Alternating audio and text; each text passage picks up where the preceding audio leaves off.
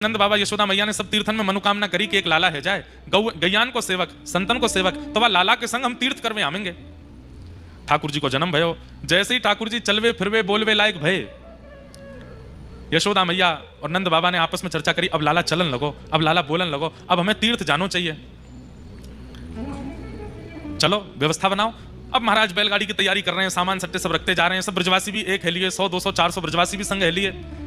लेकिन नंद बाबा और यशोदा मैया की वृद्ध अवस्था देख करके ठाकुर जी के मन में आई, बाबा इतने वृद्ध है गए, यशोदा मैया इतनी वृद्ध है गई, और मैं नए कई बड़ो भयों, अब ब्रजते बाहर ये तीर्थ करवावे मुकु ले जाएंगे, सालन लग जाएंगे इनको, और जो प्रेम ब्रज में मुकु विस्तारित करना वो है ना पावे को, कहा करूं।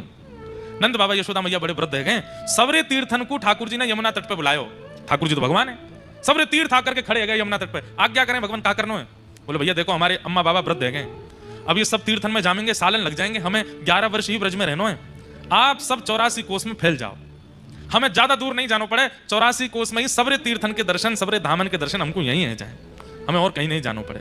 महाराज ऐसी स्थिति है गई, सारे तीर्थ 84 कोस में बैठ गए, अब तो छोटे छोटे तीर्थ जिनके नाम ही नहीं पता है वो भी आगे लाइन में, बोले हम भी ब्रज में आवेंगे, हमें स्थान दो, हम भी विराजमान होंगे। और उस भाव से भारतवर्ष के सारे तीर्थ 84 कोस में विराजमान हो गए। और फिर नंद बाबा यशोदा मैया के साथ लाला 84 कोस ब्रज यात्रा पर गए। तब से ये नियम है हमारे ब्रज में, ये अभी कार्तिक का महीना चल रहा है, अभी 84 कोस यात्रा चल रही होगी।